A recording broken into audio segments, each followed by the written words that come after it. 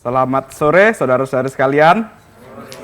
Ya, seperti tadi yang sudah dikatakan oleh saudari Esra, kita hari ini akan membahas mengenai kepatuhan kita kepada pemerintah. Dan jujur bagi saya ini satu tema yang bikin hati nurani saya cukup terganggu, karena konteksnya sekarang kita lagi lihat pemerintah itu seperti diam, pemerintah seperti membiarkan adanya kemarin di tempat retret di daerah Jawa Barat ya, Jawa Barat atau Jawa Tengah? Sukabumi, daerah Sukabumi harus ada salib yang diturunkan, harus ada penghancuran tempat dan segala macamnya.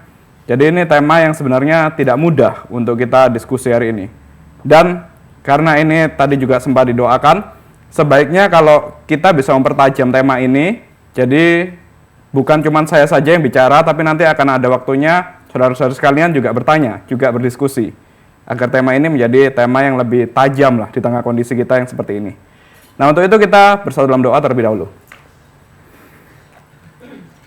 Bapa kami yang di surga, kami bersyukur kepada Engkau pada sore malam hari ini. Kami sebagai anak-anak-Mu, Kau kumpulkan untuk boleh belajar akan kebenaran firman-Mu, terutama mengenai politik, mengenai kebertundukan kami kepada pemerintah di tengah kondisi politik yang seperti ini di Indonesia. Maka biarlah Engkau yang hadir, biarlah Engkau yang pimpin, Engkau yang berbicara kepada setiap kami, sehingga kami boleh mengerti apa yang menjadi kehendak-Mu, apa yang harus kami lakukan sebagai umat Tuhan di tengah Indonesia ini. Di dalam nama Tuhan Yesus kami berdoa. Amin. Mari kita buka Roma pasal 13. Kita baca ayat 1 sampai ayat yang ke-7. Roma pasal 13 ayat 1 sampai 7 kita baca secara bergantian. Saya terlebih dahulu, kemudian saudara-saudari yang ayat yang genap, begitu seterusnya sampai ayat yang ke-7. Roma pasal 13, tiap-tiap orang harus takluk kepada pemerintah yang di atasnya, sebab tidak ada pemerintah yang tidak berasal dari Allah, dan pemerintah-pemerintah yang ada ditetapkan oleh Allah. Sebab itu barang siapa melawan pemerintah yang melawan ketetapan Allah, siapa yang melakukannya akan mendapatkan hukuman atas dirinya. Sebab jika seorang berbuat baik, ia tidak usah takut kepada pemerintah, hanya jika ia berbuat jahat. Maka kamu hidup tanpa takut terhadap pemerintah, perbuatlah apa yang baik, dan kamu akan beroleh pujian daripadanya. Karena pemerintah adalah hamba Allah untuk kebaikan. Tetapi jika engkau berbuat jahat, takutlah akan dirinya, karena tidak percuma pemerintah punya pedang. Hendaklah Allah untuk membalaskan murka Allah atas mereka yang berbuat jahat. Sebab itu perlu kita menaklukkan diri, bukan saja oleh karena kemurkaan Allah, tetapi juga oleh karena suara hati kita. Itulah juga sebabnya maka kamu bayar pajak, karena mereka yang mengurus hal itu adalah pelayan Allah. Bayarlah kepada semua orang apa yang harus kamu bayar. Pajak kepada orang yang berhak menerima pajak, cukai kepada orang yang berhak menerima cukai, rasa takut kepada orang yang berhak menerima rasa takut, dan hormat kepada orang yang berhak menerima hormat. Hari ini kita akan membahas satu tema khusus yang dalam bahasa Latin itu disebut sebagai duplex in homine regimen. Kalau kita lihat artinya bisa tampilkan next slide. Nah, ini bahasa Latin saya ambil dari Institutio, bukunya John Calvin, buku yang keempat, bab yang ke-20. Itu membahas mengenai relasi gereja dan negara. Jadi kalau kita mau mengerti pandangan John Calvin mengenai gereja dan negara, bagaimana kita berelasi, itu kita buka buku Institutio yang sudah ada bahasa Indonesianya. Kita ambil buku yang kedua, yang di sana ada buku 4. Buku 4 kemudian cari bab yang ke-20. Itu satu bagian yang isinya full mengenai relasi gereja dan negara. Bagaimana kita memposisikan diri sebagai orang Kristen. Nah, di buku itu ada istilah ini, duplex in homine regimen dalam bahasa Latin. Yang kalau kita artikan satu persatu, duplex itu ganda. Ada istilah juga duplex gracia. Jadi gracia itu grace, anugerah yang ganda. Kalau di sini yang ganda itu homine regimen. Duplex ganda, in di dalam, homine itu manusia, regimen itu pemerintahan, pengaturan atau pengendalian.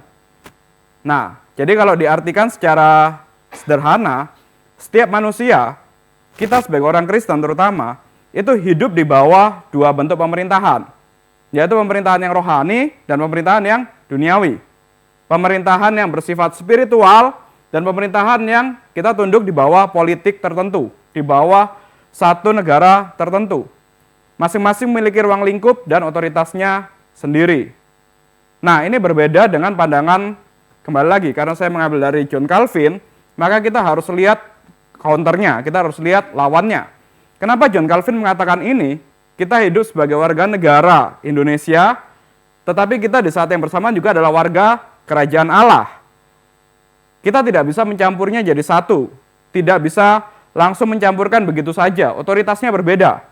Sebagai warga negara Indonesia, kita berada di bawah otoritas Pancasila, Undang-Undang 45, pemimpin kita adalah Presiden Prabowo saat ini, dan sebagai umat Tuhan, warga kerajaan Allah, kita ada di bawah pemerintahan gereja, berada di bawah pemerintahan Kristus sebagai raja kita yang agung.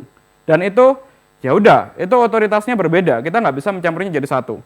Nah, counternya, kira-kira bisa nebak apa?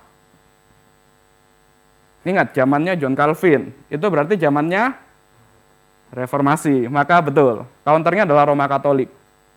Kalau Roma Katolik itu mencampur jadi satu antara kerajaan dunia dengan kerajaan gereja, maksudnya dengan kerajaan Allah. Jadi maksudnya bagi Roma Katolik ya yang memimpin negara itu harus kepala gereja. Yang memimpin gereja itu juga harus punya otoritas atas negara. Nah, makanya kalau kita lihat Vatikan, itu kan kita bingung, Vatikan itu sebenarnya gereja yang besar sekali atau dia negara? Paus itu sebenarnya adalah pemimpin dari gereja atau dia pemimpin dari negara Vatikan? Kan kita melihatnya jadi nyampur jadi satu kan.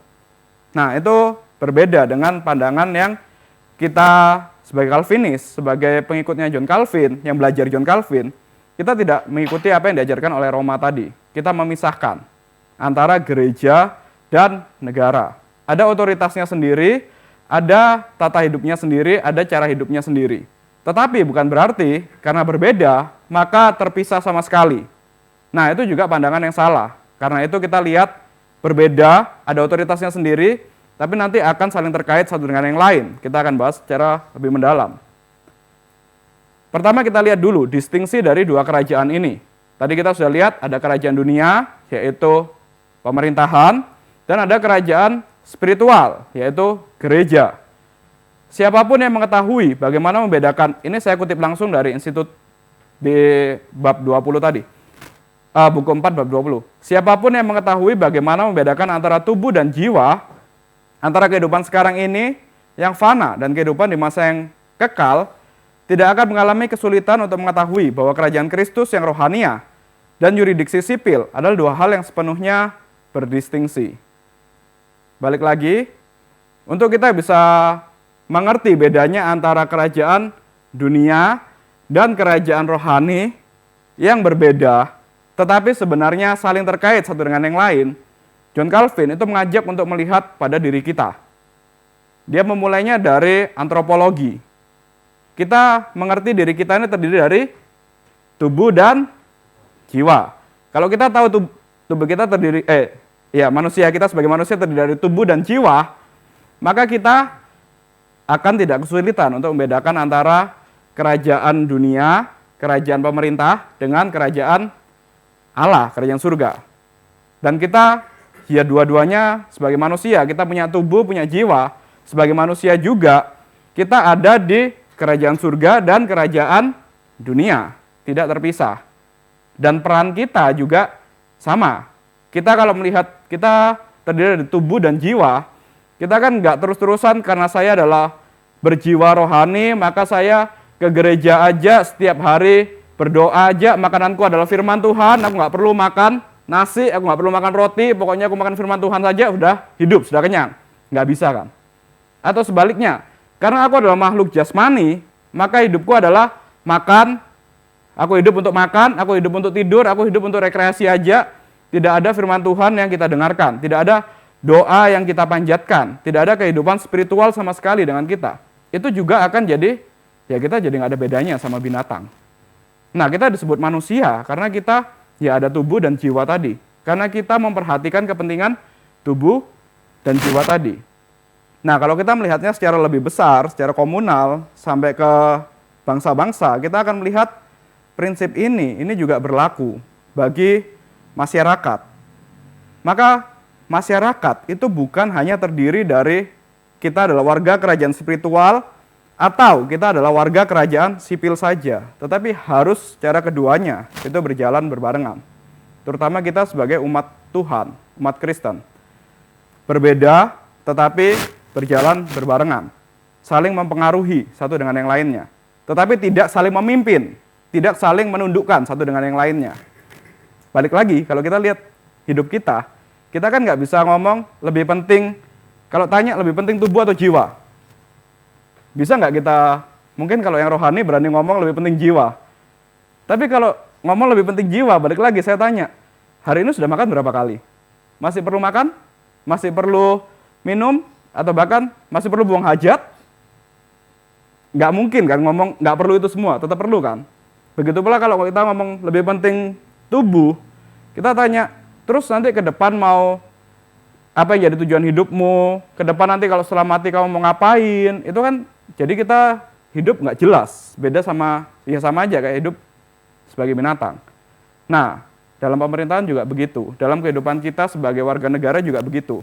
Kalau kita lihatnya cuma sebagai, ya kita ini adalah di bawah hukum sipil, yang sipil-sipil aja, yang jasmani-jasmani aja, ya kita akan jadi negara yang cuma mementingkan hal-hal sipil itu aja, hal-hal yang ya nggak ada tujuannya, nggak ada fungsinya untuk menyenangkan masyarakatnya misalnya, menyejahterakan masyarakatnya, itu nggak terpikirkan.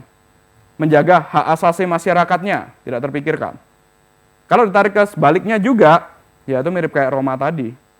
Jadi antara kita menjalankan hukum sipil atau hukum gereja, itu nanti di mana? Bisa-bisa kita karena musuhnya, sebenarnya orang ini adalah musuh dari gereja, musuh dari, ya karena dia mungkin tidak disiplin dalam rohani, kita pakai tangan pemerintah untuk memenjarakan dia. Kita pakai tangan pemerintah untuk menghukum mati dia, misalnya seperti itu. Nggak bisa seperti itu. Nah, nanti kita juga akan lihat pada zaman John Calvin memang ada kasus-kasus yang seakan-akan Calvin menggunakan pemerintah untuk menghukum musuhnya. Tapi itu kita mesti lihat dulu konteksnya seperti apa.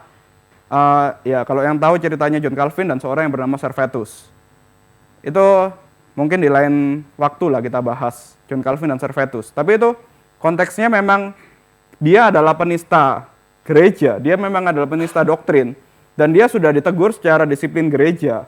Tapi dia terlalu bandel, terlalu keras kepala, sampai Calvin minta tolong kepada pemerintahan sipil untuk menghukum dia. Karena ini juga mengancam kesatuan negara pada waktu itu. Nah, jadi seperti itu.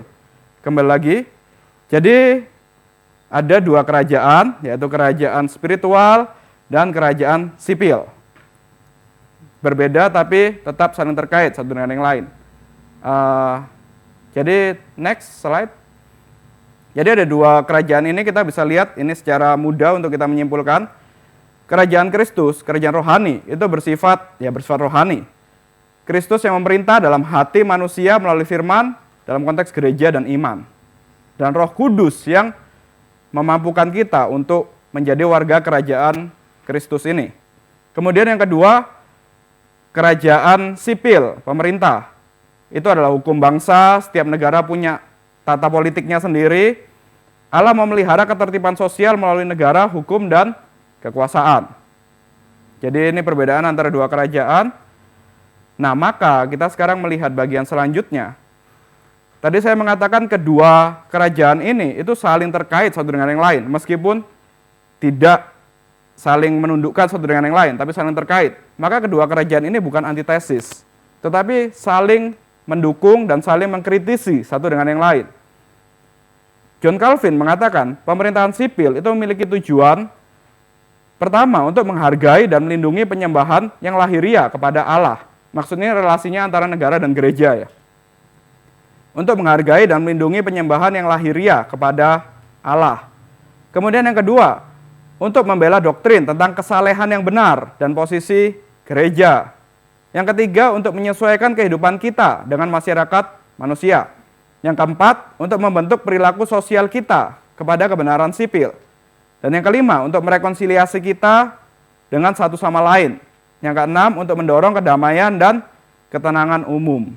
Jadi ini adalah fungsi dari pemerintahan sipil yang terkait dengan pemerintahan spiritual, yang terkait dengan gereja. Untuk menghargai dan melindungi penyembahan kita kepada Tuhan. Untuk, ya ini kalau kita lihat apa sih inti dari firman Tuhan yang ditanya oleh ahli Taurat itu, kemudian Tuhan Yesus tanya apa intinya, dia menjawab, kasihlah Tuhan dan kasihlah sesama. Nah, di sini bagi John Calvin itu juga berlaku bagi pemerintah. Pemerintah itu memastikan untuk kita bisa mengasihi Tuhan dan untuk kita bisa mengasihi sesama. Maka di sini kita sesuai kitab Roma tadi mengatakan pemerintah itu adalah hamba Tuhan. Pemerintah itu adalah alat di tangan Tuhan. Karena memastikan untuk rakyatnya, untuk umat Tuhan, itu bisa menyembah Tuhan dengan benar dan bisa mengasihi sesama, hidup rukun dengan sesama dengan benar. Nah, ini tugas pemerintah.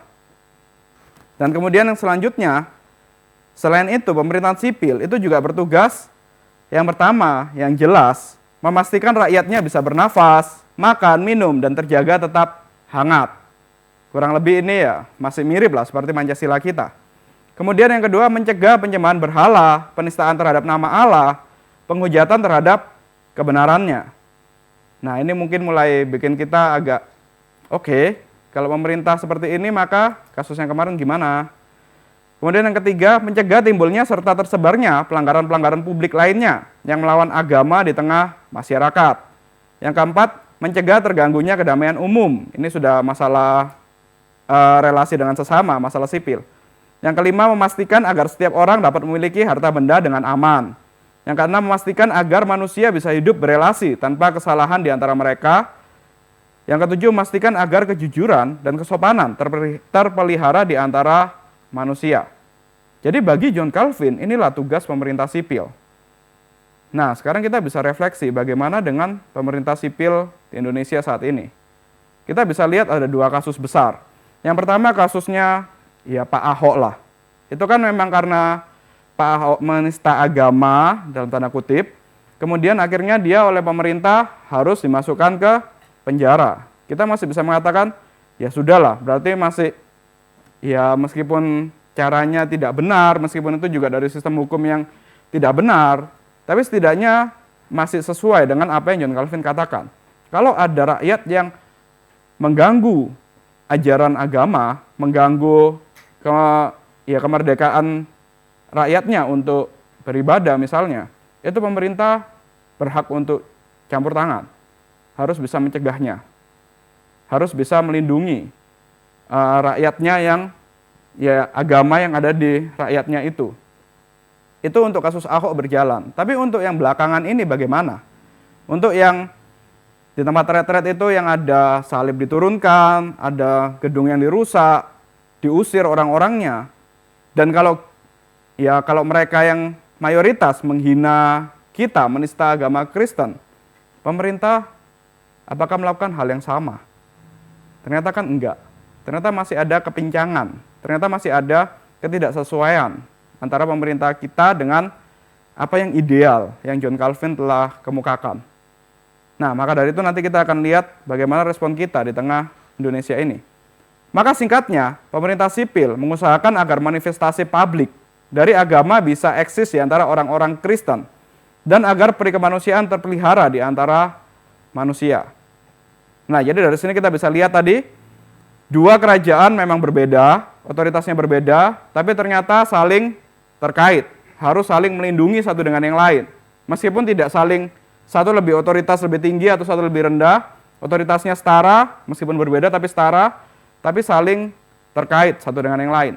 Ketika gereja terancam, pemerintah itu harusnya campur tangan. Begitu pula sebaliknya, ketika pemerintah itu liar, gereja harusnya memberikan suara kenabian, harusnya memberikan satu teguran kepada pemerintah. Jadi tetap ada kaitannya. Nah, dari sini kita mulai bisa lihat, saya sebagai warga kerajaan Allah dan juga warga Indonesia, maka saya tidak bisa diam terhadap situasi politik di Indonesia. Maka saya tidak bisa apatis, tidak bisa acuh tidak acuh terhadap kondisi sosial, politik, ekonomi di Indonesia. Karena saya juga adalah warga kerajaan Indonesia, warga negara Indonesia. Biasanya ya kalau saya share sedikit di gereja yang lama saya dulu, itu selalu dikatakan udahlah nggak usah turut campur ke pemerintah. Pemerintahan itu jahat, itu tempatnya orang-orang berdosa, itu tempatnya orang-orang licik.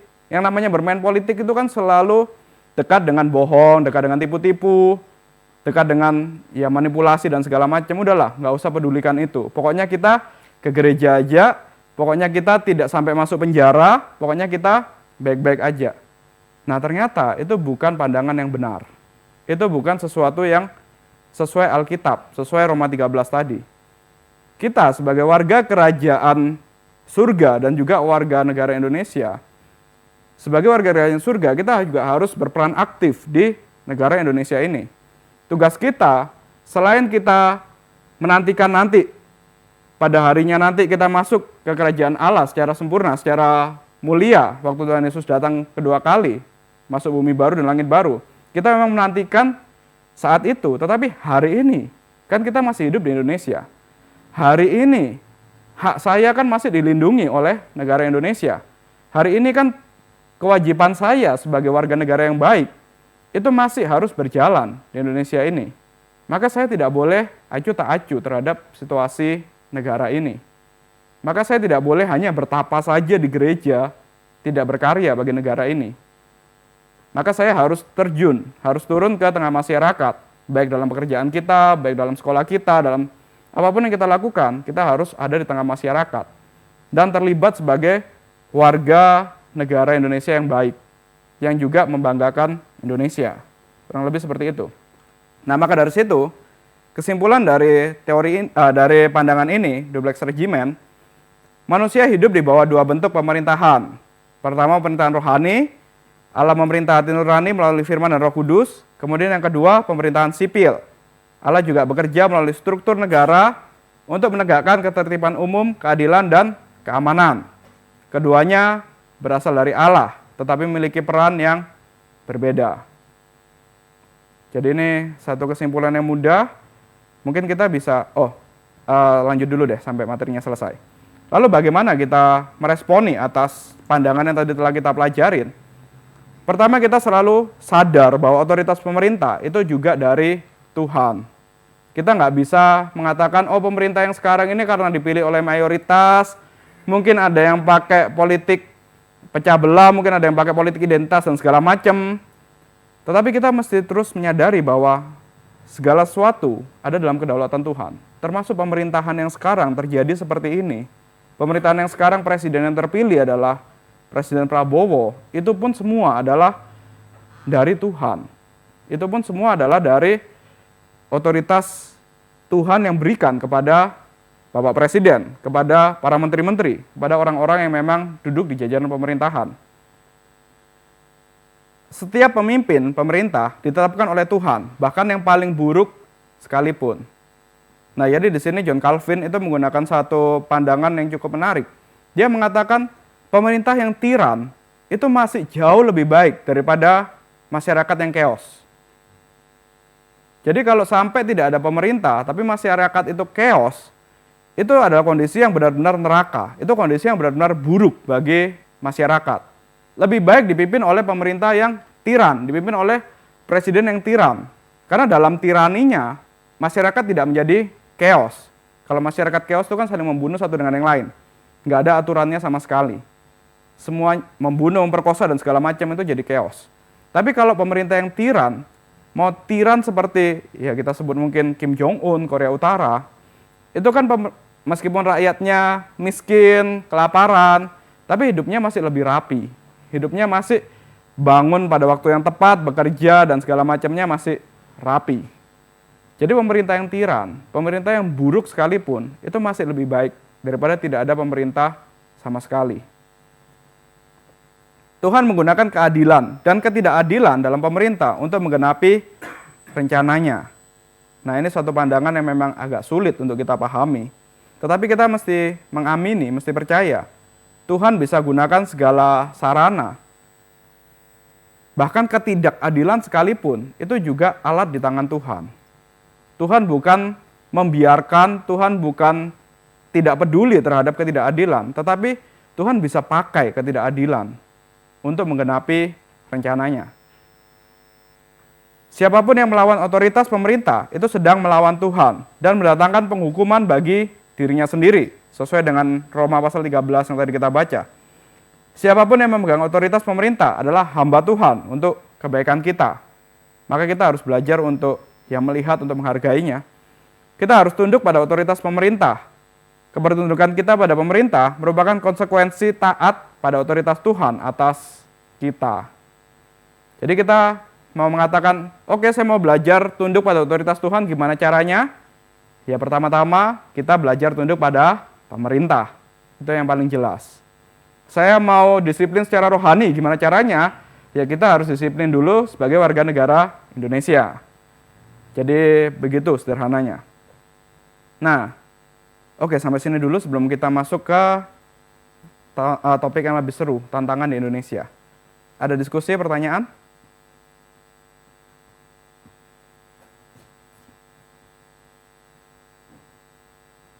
Belum? Kalau belum, kita masuk ke bagian yang kedua ya. Kita lihat tantangan di Indonesia dan bagaimana kita bisa bertindak setidaknya sebagai orang Indonesia. Di Indonesia, pemerintahan yang sering kita lihat, kita sudah tahu faktanya, pemerintahan di Indonesia itu seringkali korup, manipulatif, bahkan tidak ada keadilan. Atau juga hukum itu seringkali tumpul ke atas dan tajam ke bawah. Seorang nenek yang mencuri coklat dihukum 5 tahun. Seorang suami dari artis yang mencuri triliunan rupiah, sama 5 tahun juga. 5 tahun? Ya vonisnya sih lebih, cuma nanti sudah pasti nggak akan lebih. Pasti akan dikurang-kurangin terus. Itu kan nggak adil. Seorang yang memang butuh untuk makan hari ini terpaksa mencuri, sama yang cuma cari kelebihan-kelebihan sampai triliunan, merugikan negara triliunan, kenapa hukumannya nggak beda jauh ya?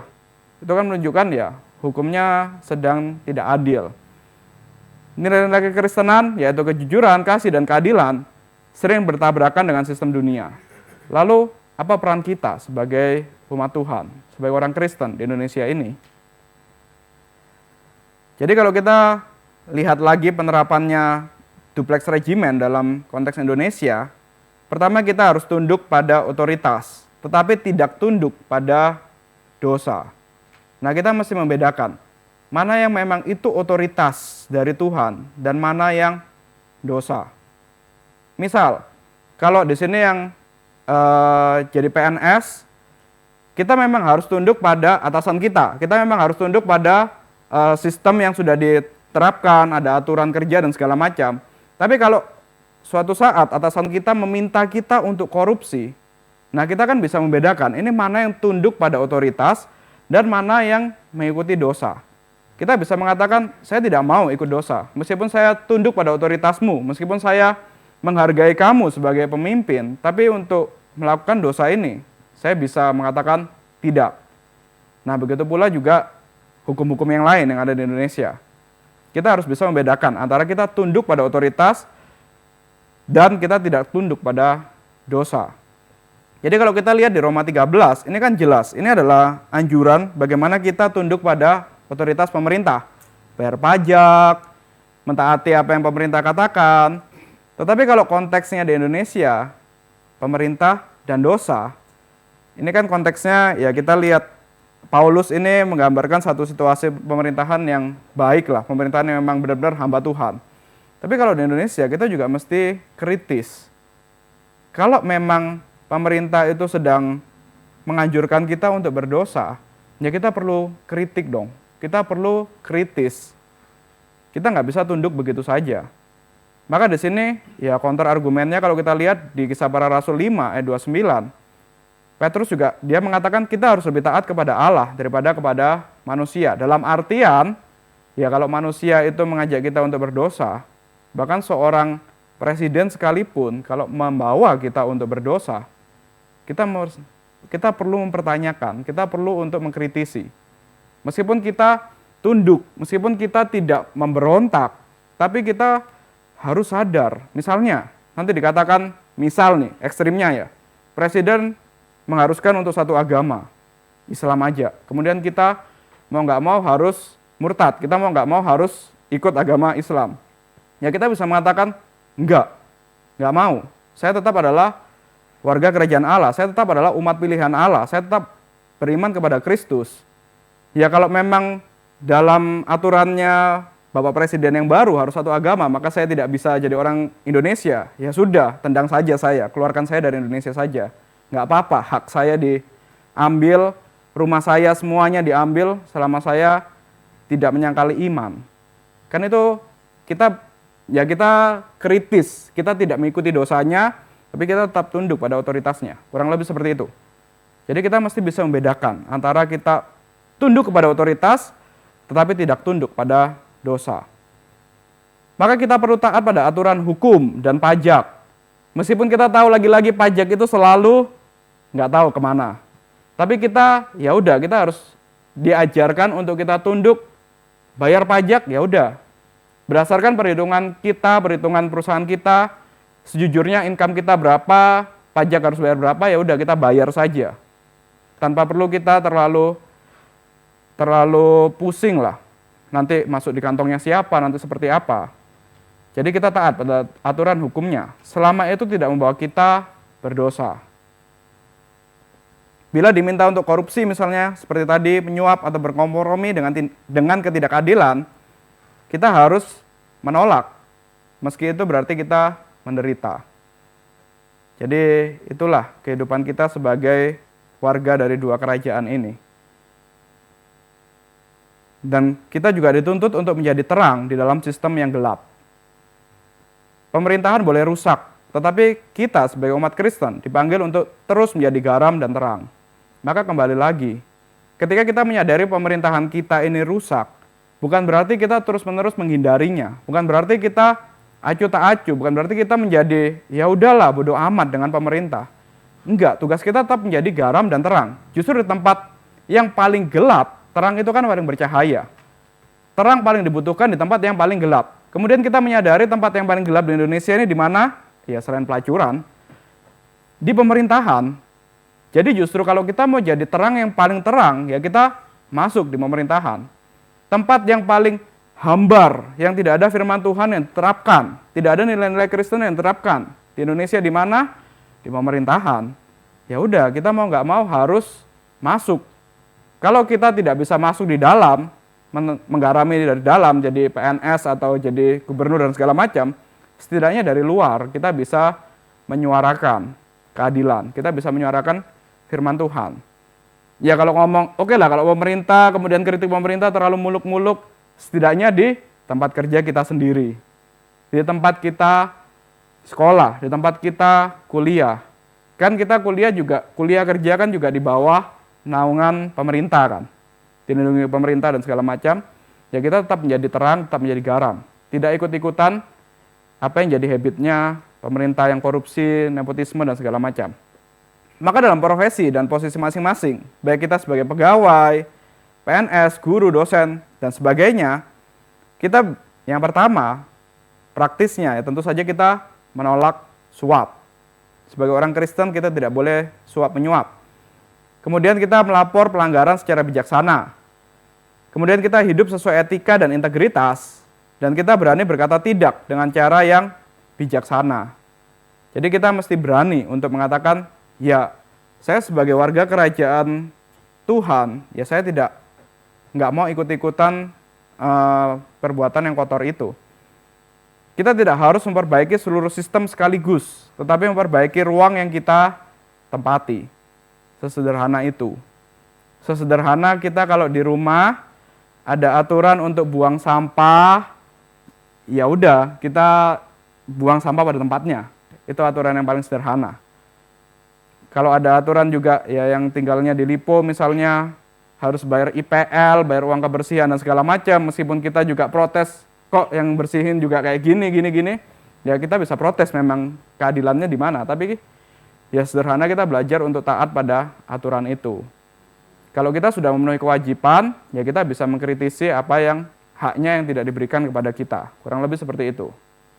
Nah, tapi kalau kita sendiri sebagai orang Kristen yang tinggal di Lipo misalnya, justru bikin kerusuhan, justru kita melanggar aturan-aturan yang ada lampu merah sengaja kita terabas, yaitu bukan kita menunjukkan hidup sebagai dua warga kerajaan yang baik.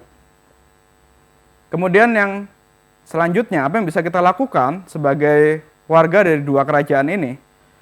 Pertama, kita paling mudah lah, kita berdoa untuk pemerintah dan memelihara nurani. Mari kita lihat contohnya di 1 Timotius pasal 2 ayat 1 sampai 2.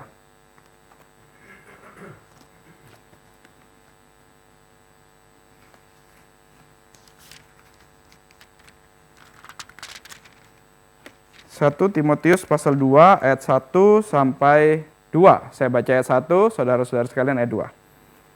Pertama-tama aku menasihatkan, naikkanlah permohonan, doa syafaat, dan ucapan syukur untuk semua orang.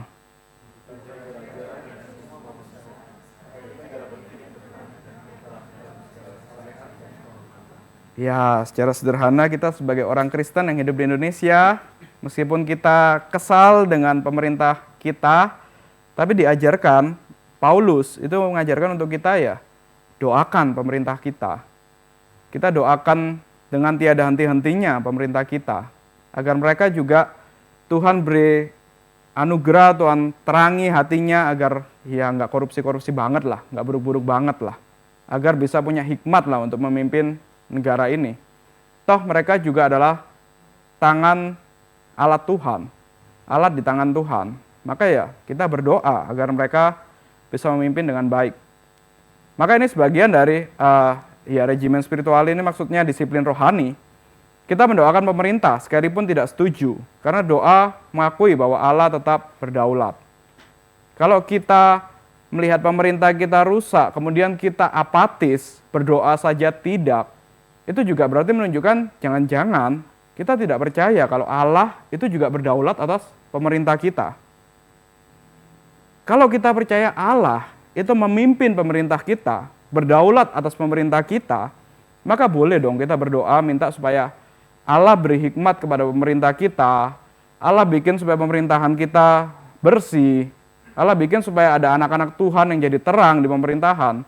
Karena kita percaya Allah yang berdaulat juga atas pemerintahan Indonesia. Meskipun sebagian besar yang ada di sana itu non umat Tuhan, tapi juga ada anugerah umum, ada wahyu umum yang Allah berikan kepada mereka, yang itu bisa dipakai. Allah bisa gerakkan hati nurani mereka untuk lebih berbijaksana memimpin bangsa ini. Maka kita minimal lah sebagai warga negara Indonesia berdoa bagi pemerintah kita. Maka di tengah maraknya korupsi dan kerusakan di pemerintahan kita, umat Kristen dipanggil untuk pertama bukan jadi apatis, tetapi berdoa dan tetap aktif dalam kasih. Kemudian bukan jadi anarkis, tetapi menyalurkan aspirasi dengan etis. Maka dari itu, pemahaman Duplex Regimen memberi dasar bahwa negara itu juga milik Tuhan. Kembali lagi, kita harus ingat negara ini milik Tuhan. Maka bukan dosa bagi orang Kristen untuk masuk dalam dunia politik, untuk menjadi PNS, untuk membentuk komunitas advokasi, hukum atau sosial. Itu bukanlah satu tindakan yang berdosa. Bukan karena saya orang Kristen, maka saya tidak mau supaya ekor saya menjadi kotor, supaya saya yang sudah dibersihkan oleh Kristus ini, supaya baju saya yang kudus, yang putih ini tidak menjadi kotor, tercemar oleh dosa, maka saya tidak mau terlibat dalam pemerintahan, dalam dunia PNS dan segala macam. Itu bukan tindakan orang Kristen. Tetapi justru kita dipanggil untuk masuk ke sana, dipanggil untuk kita berani ada di tengah dunia yang kotor, untuk kita jadi terang, jadi garam di sana. Umat Kristen perlu mempersiapkan pemimpin yang memiliki integritas, bukan menjauh dari dunia pemerintahan karena takut najis. Justru kita perlu masuk, tetapi tidak tercemar. Nah, inilah tantangan kita sebagai orang Kristen di tengah Indonesia ini. Ya, kalau memang benar-benar mau bersih, saudara-saudara sekalian, benar-benar tidak mau tercemar sama sekali, hari ini saya bisa menantang. Yang tidak mau tercemar sama sekali, yang tidak mau masuk dalam dunia yang kotor sama sekali, saya kasih pendaftarannya STT. Siapa yang mau? Kalau di gereja itu kan, gereja ini memang kita nggak bisa bilang gereja itu benar-benar bersih, tapi setidaknya lebih bersih lah. Kita bisa cari aman lah dalam tanda kutip di gereja. Tapi kalau nggak mau jadi hamba Tuhan, kalau nggak mau masuk STT, maka mau nggak mau harus memberanikan diri untuk bersentuhan dengan yang najis tadi. Kecuali lagi kalau memang mau bertapa di atas gunung, ya itu juga buat apa? Nah maka dari itu nggak ada jalan keluar, nggak ada pilihan. Pilihannya ya antara masuk STT, jadi hamba Tuhan di gereja, agak lebih bersih, atau kita benar-benar mau bertarung, mau hidup di tengah dunia yang penuh dengan kenajisan. Bagaimana kita bisa di tengah pemerintahan yang najis, di tengah tempat kerja kita yang najis, kita tetap jaga kekudusan, kita tetap tidak tercemar, tapi tetap kita menjadi terang dan menjadi garam. Jadi hanya ada dua pilihan ini. Maka di sini yang bisa kita lakukan juga sebagai orang Kristen di tengah pemerintahan Indonesia, pertama kita juga bisa memelihara keseimbangan agar kita tidak menjadi eksklusif tetapi tidak kompromi. Dalam artian kita tidak harus kumpul orang Kristen dengan orang Kristen saja, seperti yang tadi saya katakan, supaya saya tidak najis, supaya saya tidak kotor, maka lingkungan saya harus bersih, lingkungan saya harus benar-benar lingkungan yang Kristen-Kristen aja, eksklusif. Kita nggak perlu seperti itu. Justru kita harus terlibat di lingkungan yang kotor tadi, tetapi kita tidak kompromi. Memahami ini menekankan bahwa gereja bukan negara dan negara bukan gereja. Kembali lagi kesimpulannya, tetapi keduanya berinteraksi. Gereja tidak boleh hanya diam dan tidak peduli soal keadilan, tetapi juga tidak boleh berpolitik praktis yang mengorbankan kebenaran Injil. Dalam artian, ya kita sebagai tadi dua kerajaan, gereja itu punya otoritasnya sendiri. Seorang pemimpin gereja, mungkin pendeta Tama di sini atau pendeta Seventong, itu tidak boleh ketika zamannya politik yang kemarin pemilihan presiden, kepala daerah dan segala macam, itu langsung mengatakan semua jemaatku, semua yang berjemaat yang sudah jadi anggota GRI secara keseluruhan di seluruh Indonesia harus pilih nomor 4 misalnya. Kalau tidak pilih nomor 4, kalian dikeluarkan dari anggota GRI. Nggak boleh, nggak bisa kayak gitu. Itu politik praktis. Nah, gereja tidak berpolitik praktis seperti ini, tetapi gereja itu harus menyuarakan suara kenabian.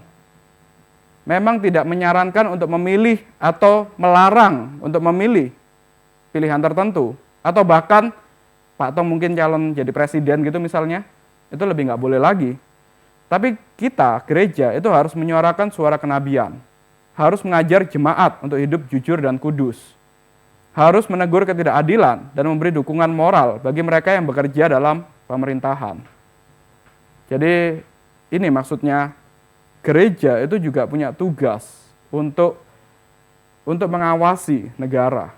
Meskipun terpisah, tapi keduanya harus saling mengawasi, harus saling menegur satu dengan yang lainnya.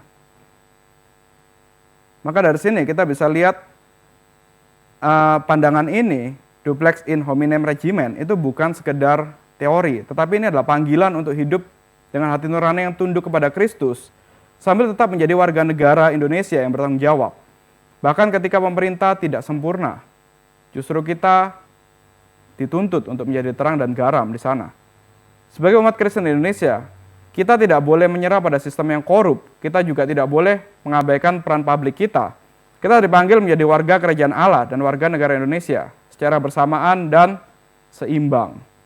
Maka kalau kita melihat kondisi yang kemarin misalnya, karena retret itu diganggu, jadi kita langsung ambil keputusan, ya udahlah kita nggak usah retret-retretan, ya udahlah kita nggak usah, atau bahkan lebih baik, ya udahlah kita pindah negara aja. Nggak semudah itu. Justru kalau kita melihat ada ketidakadilan seperti tadi, ya udah kita harus berani menyuarakan dong. Kita harus berani mengatakan, oke lah memang kemarin tuh diganggu, tapi bukan berarti saya gereja ini kalau besok mau mengadakan retret, kami harus takut. Bukan berarti kita tidak boleh mengadakan retret, bukan berarti kita tidak boleh mengadakan kapin, KKR dan segala macam ibadah bersama. Justru harusnya negara itu yang menjaga, justru harusnya negara itu yang memastikan untuk kita bisa beribadah dengan aman. Jadi tetap kita bisa ya menegakkan hak kita, tetap kita bisa mengejar hak kita. Oke, materi sampai sini, kita bisa diskusi, atau kita berdoa dulu, kemudian nanti baru kita diskusi tentang jawab, kalau ada pertanyaan. Mari kita berdoa. Bapa kami yang di surga, kami sungguh bersyukur kepada Engkau, kami sebagai warga negara Indonesia, tetapi di saat bersamaan juga melalui putra tunggal-Mu, Yesus Kristus, yang mati menebus kami, yang memberikan kami kebenaran dan menguduskan kami, sehingga kami diperhitungkan layak untuk masuk sebagai warga kerajaan Allah. Maka kami memiliki identitas sebagai warga kerajaan dunia dan juga warga kerajaan Allah. Maka biarlah Engkau yang terus pimpin kami, untuk kami terus menjadi terang, untuk kami terus menjadi garam di tengah Indonesia ini. Untuk kami tetap tunduk pada pemerintah Indonesia, tetapi kami tidak kompromi terhadap dosa. Biarlah Engkau yang pimpin kami dalam kehidupan kami sebagai warga negara Indonesia. Di dalam nama Tuhan Yesus kami berdoa. Amin. Oke, apakah ada diskusi, pertanyaan? Yap, Astri. Terima kasih. Terima kasih. Ya, terima kasih Ko Jeko untuk materi dan paparannya. Izin bertanya Ko. Jadi kan sebenarnya pertanyaannya simpel sih. Apakah memang orang Kristen itu diperbolehkan untuk ikut di dalam demonstrasi masyarakat? Mungkin misalnya kayak Indonesia Gelap kemarin. Dan untuk sampai kapan sebenarnya kita kan katanya tidak boleh, kita kan harus tunduk kepada pemerintah yang ada, tapi harus sampai kapan kita tetap tunduk di dalam opresi pemerintah yang korup dan tidak berpihak kepada masyarakat. Dan apakah sampai hingga titik kita jenuh dan sangat tidak tertahankan, kita boleh melakukan semacam pemberontakan lah, misalnya dalam pelengseran Presiden Soeharto di tahun 1998 itu, apakah kita bisa terlibat di dalam demonstrasi yang semacam itu dan menantang pemerintah seperti itu, atau ada cara-cara atau alternatif lain yang lebih alkitabiah? Kira-kira begitu. Terima kasih Ko. Oke, terima kasih Astri. Ya, kalau kita melihat dari yang tadi John Calvin katakan, kalau kita hanya ikut demo saja itu nggak masalah, boleh dong. Karena ya, tapi lihat lagi demonya itu demo karena apa? Kalau demonya memang jelas karena menuntut keadilan dari ketidakadilan, karena ada hukum yang sedang dipermainkan misalnya, orang Kristen itu justru harus menyuarakan suara kenabian tadi. Ikut demo itu justru satu tindakan yang positif. Tetapi kalau demonya anarki, nggak boleh. Atau kalau yang disuarakan itu hal-hal yang tidak menyangkut keadilan, bukan hal-hal yang menyangkut kekristenan misalnya, tetapi hal-hal yang sekedar, ya demo itu kan juga aneh-aneh kan, banyak. Ada yang demo minta haknya LGBTQ misalnya, itu justru kita nggak boleh ikut. Nah, jadi demonya apa dulu, kita mesti tahu. Kalau memang demonya itu kita lihat nilai-nilainya, itu benar-benar sesuai dengan Alkitab, itu memang benar-benar memperjuangkan keadilan, memperjuangkan kebenaran, ya kita harus, kalau perlu turun ke jalan, turun ke jalan. Seperti yang kemarin Indonesia Gelap itu misalnya, itu kan ada hukum yang mau dirombak segala macam dengan tidak adil, yaitu kita bisa turun. Nah, sampai pertanyaan yang kedua, sampai kapan kita sebagai orang Kristen itu bersabar? Kalau kita lihat, ya kalau sampai kapannya ini jawaban yang tidak mudah sih, tergantung konteks sebenarnya. Kita pertama memang tidak dianjurkan untuk berbuat anarki yang jelas kan. Kita tidak dianjurkan untuk melawan pemerintah dalam artian ya memaksa untuk pemerintah turun dan segala macam seperti yang terjadi tahun 98, presidennya harus turun dan segala sesuatu. Kita tidak menganjurkan untuk itu. Tetapi kita pertama-tama ya tentu saja kita serahkan perkara kepada Tuhan dulu kan. Kita doakan. Kita juga melihat apakah kalau sampai beberapa waktu kemudian ternyata memang tidak ada perubahan, ternyata memang keadilan tetap tidak ditegakkan, dan ternyata memang akhirnya kembali lagi, kalau kita memutuskan untuk presiden itu harus turun misalnya, apakah kita sudah siap ada presiden yang selanjutnya, ada pemimpin yang selanjutnya? Kalau enggak, kalau kepinginnya itu cuma presidennya turun, kemudian membiarkan tidak ada pemimpin sama sekali, jadi chaos. Ya lebih baik kita tahan diri, lebih baik kita tidak perlu mengadakan perlawanan terhadap pemerintah. Jangan sampai karena kita demo karena kita menuntut presiden, pemimpin turun kemudian jadi chaos, nah itu justru dosa. Jadi lebih baik, kembali lagi, seperti kata John Calvin, lebih baik kita memiliki pemimpin yang tiran daripada rakyat yang chaos. Jangan sampai tidak ada pemimpin maka jadi chaos. Nah jadi sampai kapan ya, itu sebenarnya kepekaan masing-masing gereja dan ya umat Tuhan di sana sih untuk bisa mengkritik. Kalau kita lihat contoh di Alkitab, ada kalanya pemimpin umat, pemimpin jemaat itu ada yang langsung kritik pemerintah secara langsung. Misalnya Yohanes Pembaptis, ketika dia mengkritik Herodes yang menikah dengan Herodias. Itu kan begitu lihat ada dosa, ada ketidakadilan juga karena dia membunuh, Herodes membunuh saudaranya sendiri demi merebut Herodias. Itu dia langsung menegur, Yohanes Pembaptis. Jadi kalau kita memang, ya kalau ada kesempatan ketika kita berjumpa dengan pemerintah yang berdosa, ya kita harus tegur ya tegur. Memang itu dosa. Tapi teguran kita, kembali lagi, itu tidak menjadikan supaya terjadi chaos. Teguran kita adalah teguran yang memang, ya teguran untuk orang itu supaya bertobat. Kalau teguran kita akhirnya bikin negara itu chaos, ya jangan-jangan itu bukan kita sedang tidak dipakai Tuhan, tapi sedang dipakai iblis mungkin. Begitu. Jadi nggak gampang untuk jawab, harus nunggu sampai kapan ya. Itu tergantung konteks masing-masing. Itu, Astri. Sama-sama. Apakah ada lagi? Wow. Siapa dulu? Mungkin ini lebih aplikatif aja ya, Ko Jeko. Tadi dimentionkan kita harus memberikan kritik kepada pemerintah itu secara etis gitu. Ini saya bukan survei ya, tapi lihat sehari-hari di sosial media aja banyak sekali orang dari berbagai kalangan, baik itu Gen Z, milenial sampai bapak-bapak itu mengkritik pemerintah melalui postingan-postingan yang mereka unggah ulang atau repost dengan kata-kata yang kasar. Contohnya mungkin ini tidak kasar bagi mereka seperti sampah, membicarakan bahwa pemerintah itu adalah sejenis kotoran dan lain-lain gitu. Banyak saya lihat dari berbagai kalangan ya menggunakan kritik seperti itu. Memang juga saya geram secara personal untuk melihatnya gitu. Yang saya ingin tanyakan adalah khusus mungkin kita pemuda, sampai batas mana sih kritik yang etis itu kita bisa lakukan gitu. Terima kasih, Ko Jeko. Oke, terima kasih Dina. Ya, kalau ngomong pakai kata kasar itu sudah jelas-jelas itu kita hindari lah. Itu satu hal yang salah lah. Kita balik lagi, ketika kita mengkritik pemerintah, kita jangan lupa kita juga adalah warga kerajaan Allah.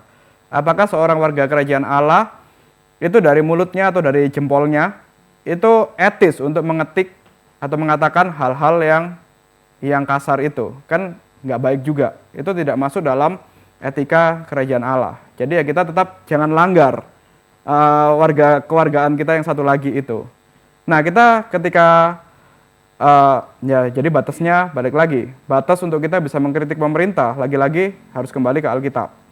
Kayak misalnya tadi kalau kita ya berkata kasar, kalau kita sampai menyebabkan emosi yang meluas di masyarakat sampai jadi chaos gara-gara kita ketik sesuatu, lebih baik jangan.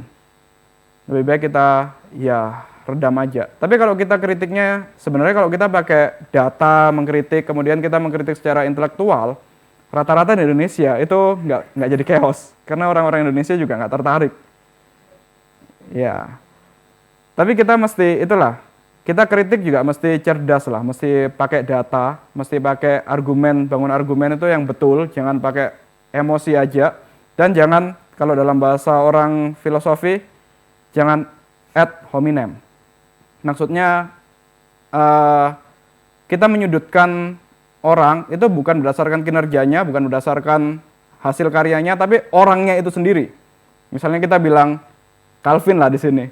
Kita bilang saya tidak mengkritik khotbahnya atau cara dia bermain musik, tapi saya mengkritik orangnya. Ih, Calvin, kamu ini terlalu gendut misalnya, nggak bisa jadi hamba Tuhan. Itu kan nggak nyambung. Nah kayak gitu. Jadi jangan ad hominem, tapi kritik memang kinerjanya dia, memang karya pemerintah itu. Itu sih kalau saran dari saya, sesuai Alkitab dan ya yang etis lah, jangan ad hominem. Gitu, Dina.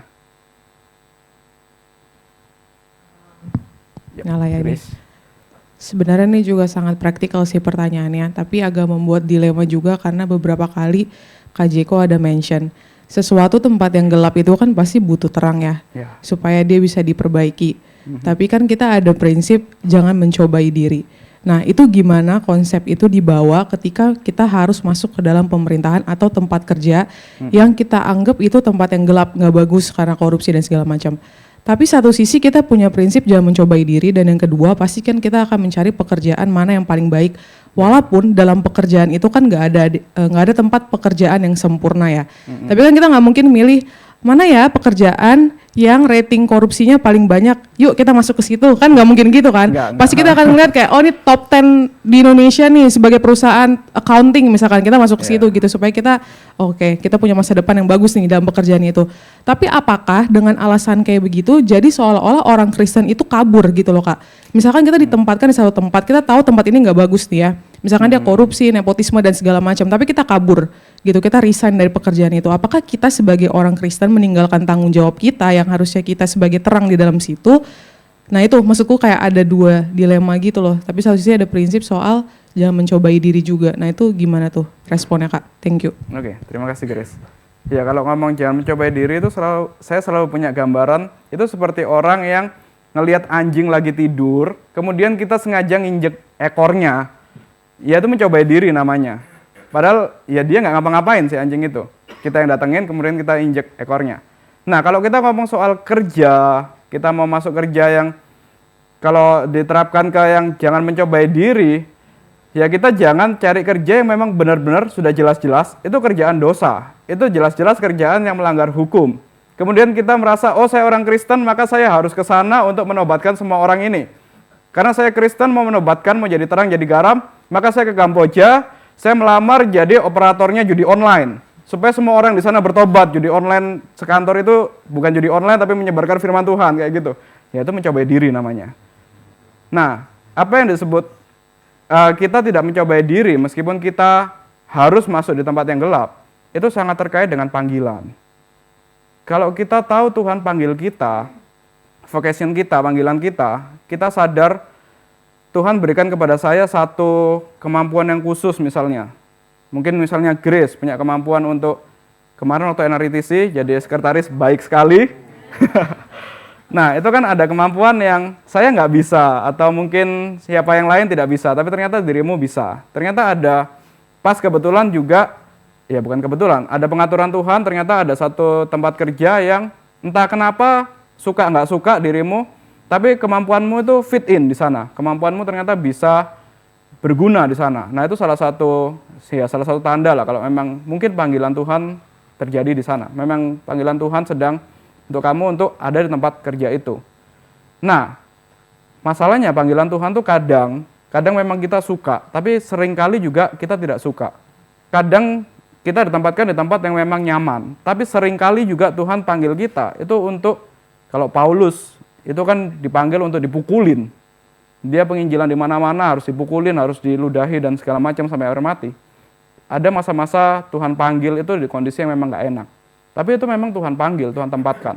Mungkin Tuhan panggil Grace, Tuhan panggil kita di pemerintahan, yang entah kenapa kita bisa fit in di sana, meskipun kita nggak ikut korupsinya, meskipun kita mungkin sama teman-temannya juga, sama circle-nya yang suka ngejokesnya jorok dan segala macam, kita nggak nyambung. Tapi entah kenapa, ada kerjaan yang bisa aku kerjakan dengan excellent di sana. Nah, mungkin itu panggilan Tuhan, maka tempat yang gelap seperti itu pun, ternyata aku bisa berguna, bisa jadi terang, bisa jadi garam. Nah itu, jadi itu berbeda dengan mencobai diri, dengan mencobai Tuhan dan mencobai diri. Kalau itu kan sengaja kayak nantang-nantangin lah. Tapi kalau ini memang ya ada panggilan Tuhan yang khusus, yang kita memang mau nggak mau harus kerja di sana, mau nggak mau memang harus menggenapi panggilan Tuhan itu. Itu nanti hasilnya akan beda. Meskipun tempatnya gelap sekali, ternyata kita bisa jadi terang, bisa jadi garam. Itu Grace. Sama-sama. Ada lagi? Oh, Jesselyn. Mau tanya Pak, kalau misalnya kita dipanggil Tuhan, kayak rasanya kita dipanggil Tuhan buat bekerja di PNS, misalnya contoh menjadi guru atau menjadi karyawan bea cukai dan lain-lain, itu cara benar-benar tahu itu panggilan Tuhan atau enggaknya dari mana ya, Pak? Oh, oke, Jesslyn, thank you. Yang jelas, kalau pendeta Tama kan sering bilang, cara Tuhan itu tidak akan meniadakan cara-cara natural, tanda-tanda natural. Jadi maksudnya secara natural, secara mudah lah. Kalau Jesslyn daftar jadi PNS, daftar di Bea Cukai misalnya, ternyata keterima. Nah itu kan sudah termasuk salah satu, susah loh sebenarnya keterima, tapi kok bisa keterima. Terus setelah keterima, kok ternyata bisa ya kerja di sini meskipun awalnya mungkin harus belajar banyak, dari nggak tahu apa-apa, tiba-tiba belajar kok bisa sampai bertahan. Nah itu juga kita bisa lihat secara natural, jangan-jangan memang Tuhan panggil untuk kita kerja di sana. Nah, apalagi kalau kita menyadari ternyata setelah kerja di sana, kok peranku di sini ternyata nggak main-main ya, ternyata bisa mungkin ada kesempatan ketemu sama teman bisa nginjili, atau kalau nggak sampai ketemu teman nginjili sekalipun, kok dengan keberadaanku perusahaan jadi sedikit lebih bersih, perusahaan jadi sedikit lebih maju. Nah itu salah satu kita bisa lihat itu mungkin panggilan Tuhan memang kerja di sana. Meskipun kadang jenuh, kadang nggak enak sekali, kadang kayak nyebelin. Tapi ternyata keberadaanku di sana bikin sedikit lebih baik lah perusahaan. Ternyata aku tetap jadi alat di tangan Tuhan. Seperti itu. Ya kalau sharing pribadi lah, waktu menguji benar-benar dipanggil jadi hamba Tuhan atau enggak, ujiannya simple sih. Waktu itu Pak Titus cuma bilang, ya udah kamu coba ajukan resign meskipun dimarahin, ya udah akhirnya resign. Terus beberapa bulan, setengah bulan kemudian ikut ujian STT. Ujian STT saya dari gereja Pentakosta. Ujiannya di STT Reform. Belum pernah ketemu yang namanya pendeta Stephen Tong sama sekali. Ternyata ngelewatin ujian itu semua, kok masuk? Setelah masuk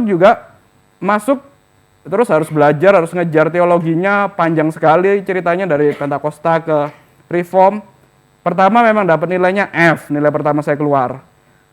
Terus setelah itu, selanjutnya kok akhirnya kok bisa ngikutin ya, kok sampai sekarang akhirnya bisa sampai di sini, bisa lulus, bisa sampai ya begini pelayanan.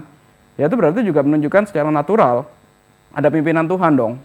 Berarti memang ya Tuhan panggil gitu. Nggak perlu ada suara malam-malam karena saya berdoa terus ada suara Jeko kayak gitu, nggak sampai gitu. Itu Jesslyn. Jadi dari cara-cara yang natural. Ya. Thank you. Ada lagi?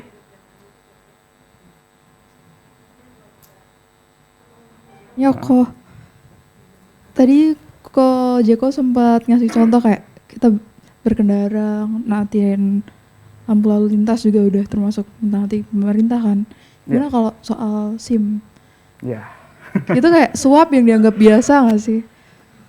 Kalau kita nggak punya SIM, kita nggak naati pemerintah. Kalau kita punya SIM, langkah satu-satunya tuh bayar. Karena even polisi pun ternyata waktu itu dites untuk tes SIM itu, mereka Nggak bisa lulus. nggak lulus juga. Itu gimana menurut Koko? Ya, itu memang, thank you. Itu memang satu pergumulan, itu satu dosa yang sistematis sih memang di Indonesia. Tapi bukan berarti kan kita bukan berarti tidak bisa untuk mencoba jujur. Kita harus cobalah sejujurnya gimana untuk bisa lulus ujian SIM tanpa kita menyogok. Ya, gimana ya? Intinya sebisa mungkin kita mesti berusaha untuk jujur lah, untuk taat pada pemerintah, untuk taat pada hukum yang ada. Ya kita nggak bisa mengatakan white lie dan segala macam, tapi memang ya kita harus coba dulu untuk jujur, semaksimal mungkin untuk jujur. Ya kalau nggak bisa ya sudah terpaksa lah, itu benar-benar jalan terakhir lah. Tapi kita harus coba dulu untuk jujur, itu. Nah,